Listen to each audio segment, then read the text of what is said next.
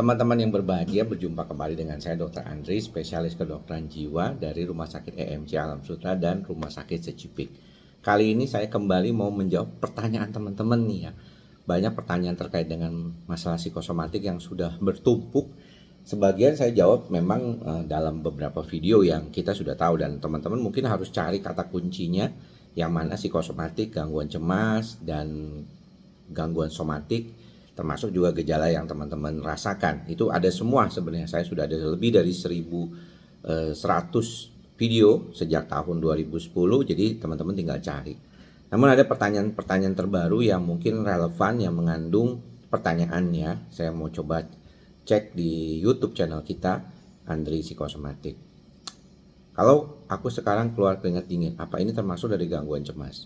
Jadi ingat ya teman-teman, untuk diagnosis gangguan kecemasan, misalnya tipikalnya gangguan panik atau gangguan kecemasan menyeluruh, itu tidak serta-merta dalam satu kali ya. Jadi misalnya bukan misalnya satu gejala terus akhirnya semuanya dianggap itu bisa terjadi gitu ya, enggak ya. Jadi memang ada beberapa gejala yang dikaitkan dengan gangguan kecemasan itu. Kalau misalnya gejala psikosomatiknya salah satunya adalah keringat dingin misalnya ya, tapi juga harus disertai dengan jantung berdebar-debar, sesak napas, keluar keringat dingin ya, kemudian juga bloating, rasa seperti ingin muntah. Jadi bukan cuma satu gejala terus jadi disebut gangguan cemas ya. Ini kebiasaan teman-teman nih, kadang-kadang suka demikian ya, satu aja langsung pikir wah ini jangan-jangan aku sakitnya seperti itu ya. Makanya saya minta mungkin Mas Eko Aji 4434 untuk memeriksakan diri ke dokter ya, apa itu termasuk. Susah tidur apa obatnya? Nah ini juga selalu langsung mau cari obat gitu ya. Padahal susah tidur itu teman-teman perlu perhatiin dulu bagaimana pola tidur teman-teman, bagaimana selama ini kalau teman-teman itu melakukan aktivitas, apa jangan-jangan seringkali sampai kecapean terlalu malam dan akhirnya malah jadi susah tidur. Katanya awalnya gampang tapi ternyata sulit. Jadi itu yang paling penting. Kedua, misalnya apakah keluhan itu baru berlangsung belakangan ini atau sejak lama. Itu membedakan ya bagaimana prosesnya itu terjadi gangguan tidur. Jadi apalagi kalau misalnya Fitri Koirunisa 600 ini masih muda, ya masih di bawah 40 tahun. Jadi lebih baik dicari dulu kenapa dia nggak bisa tidur. Jangan langsung minta obat gitu ya. Ini kebiasaan yang seringkali juga terjadi pada pasien-pasien. Dok, jadwal di EMC Alam Sutera jam berapa? Saya biasanya praktek tuh setiap hari kecuali Rabu dan Minggu di Alam Sutera. Jadi teman-teman gampang tinggal cek 150-789 tuh, betul kan, call centernya ada itu 150-789 itu call center, jadi bisa cari ya, ada lah, saya kan di mana-mana ada informasinya, tinggal Anda googling pakai AI mode juga bisa ya. Itu harus, ayo jangan males ya. Dok, apa gangguan cemas nggak bisa tidur? Kebanyakan masalah gangguan cemas memang bisa nggak bikin tidur ya, itu salah satu masalah pada gangguan cemas. Tapi kita perlu perhatian dulu dalam konteks apakah memang itu sesuatu yang berkaitan dengan gejala cemasnya atau karena polanya. Itu penting juga. Dok, bisa dibahas di YouTube soal anticipatory anxiety. Waduh, udah banyak banget ya. Baby White ini kita seringkali ngomong terkait dengan anticipatory anxiety, karena anticipatory anxiety itu berkaitan dengan gangguan panik. Ya, jadi orang yang pernah mengalami gejala gangguan panik, mereka bilangnya saya trauma nih dok, saya jadi nggak berani kemana-mana karena takut kalau kemana-mana nanti akan kena serangan panik lagi. Ya itu namanya anticipatory anxiety. Gejala depresi ini bikin susah mikir. Gimana solusinya? Nah solusinya Anda harus pertama mungkin berobat dulu. Ya kadang melatih otak saat lagi dalam kondisi depresi berat agak sulit. Jadi mungkin sebaiknya Anda berobat dulu ya. Di Jimbaran Bali ada praktek psikiatri, harusnya sih ada. Banyak banget psikiater di mana-mana sekarang ya. Yang terakhir apa dok? Tomat mentah. Iya, kalau saya makan pagi, saya tuh ada ini nih, ada ini. Ini adalah berry. Yang jelas telur ya. Ini telur. Nah, telur ini kemudian juga ada ini ya, yogurt. Dan kalau misalnya mau makan karbohidrat, ini karbohidratnya nih, ubi, ya. Ubi juga salah satu yang bagus.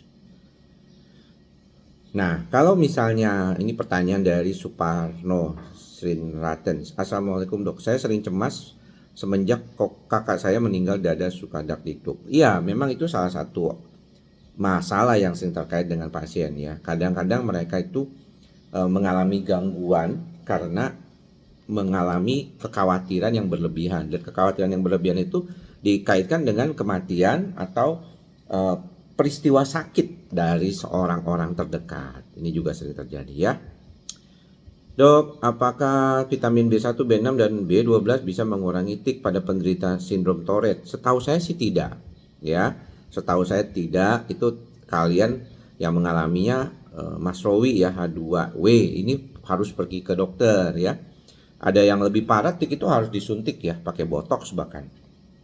Tapi kalau vitamin B1, B6, B12 itu lebih buat untuk menjaga sistem saraf pusatnya ya, relaksannya itu nggak sekuat obat pastinya. Tapi ada beberapa orang mau mencoba ya, boleh-boleh aja, tapi rasanya sih kalau udah parah mending ke dokter saraf ya segera ya. Kalau boleh tahu dokter di mana? Lah di Tangerang saya ya, udah sering tuh ngomong. Dok, apakah psikosomatik bisa jadi pemicu epilepsi? Memang bisa saja demikian. Stres sebenarnya yang bisa memicu terjadinya epilepsi. Jadi kalau beberapa orang yang kelelahan baik fisik maupun mental, dia bisa mengalami epilepsi. Obat dok, order bisa dok. Oh ini buku kali ya, buku psikosomatik saya itu saya lagi nggak pegang ya. Ada tuh kalau di beberapa video itu suka ada, mungkin video ini juga nanti akan ada order, itu bisa beli di Shopee atau di TikTok Shop ya. Sering si pipis pada psikosomatik ya, memang bisa karena itu memang karena cemasnya kan dia muncul gejala-gejalanya itu ya.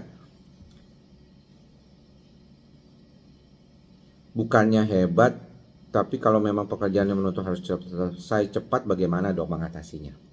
Ini adalah komen dari salah satu video saya yang berjudul multitasking sebabkan cemas. Nah, begini ya teman-teman ya, kita tahu bahwa seringkali kita tuh distraksinya banyak. Jadi saya tahu sih beberapa teman-teman memang punya kalau dibilang tuh tugas yang berat ya, tugas yang berat harus segera selesai. Bagaimana ya caranya mengelola itu? Karena saya kan nggak mungkin dok terus-terusan berhadapan dengan situasi tersebut. Kalau nggak saya cepat panik terus dong. Tapi bagaimana juga keluar dari situ, karena saya kan membutuhkan pekerjaan tersebut gitu ya. Nah saya berharap teman-teman itu bisa mengurangi distraksi yang nggak perlu. Contohnya media sosial. Itu media sosial seringkali terjadi masalah. Kedua, coba belajar meditasi, belajar relaksasi, pernapasan ya. Karena dengan belajar relaksasi pernapasan, belajar untuk punya kemampuan saraf otonom yang lebih baik, kita bisa lebih tenang. Ya, karena kita tahu juga kan, saya udah pernah jelaskan tuh bahwa pasien-pasien gangguan cemas itu banyak obatnya itu adalah obat yang berkaitan dengan sistem saraf pusat otonom. Jadi menenangkan ya, obat penenang ya istilahnya. Ya bagaimanapun juga seringkali dikasih obat-obat yang buat menenangkan jantung juga. Jadi itu yang harus diperhatikan. Dok, kalau orang udah membaik dari penyakitnya, contohnya anxiety, terus menikah, kalau punya anak boleh nggak anak disusui? Atau boleh, emang nggak ada hubungan juga. Kalau orang yang mengalami gangguan panik dan cemas, kemudian dia kambuh pada saat dia hamil dan kemudian anaknya apakah jadi anxiety? Ya tidak. Intinya kalau kita tahu di kedokteran itu bahwa genetik dari si A dan si B, si suami istri ini, itu akan ada pada anaknya. Tapi ada yang namanya gen resesif, ada gen dominan. Jadi apa tuh gen resesif? Jadi sifat dari si bapak dan si ibu yang mungkin tidak terbawa pada si anak, tapi ada sifat dominan yang terbawa pada si anak gitu. Jadi memang demikian ya, manusia itu unik, dia tetap membawa dari sebelah kiri sebelah kanannya, tapi jadi apa tidaknya ke si anak itu belum tentu. Ada juga namanya fenotip, faktor genetiknya ada nih, faktor pembawaannya ada, tapi buat si anak belum tentu juga terjadi ya. Jadi demikian apa yang bisa saya jawab. Teman-teman tetap ikhlas, sabar dan sadar. Semoga semua makhluk berbahagia. Semoga sehat semuanya. Bye-bye.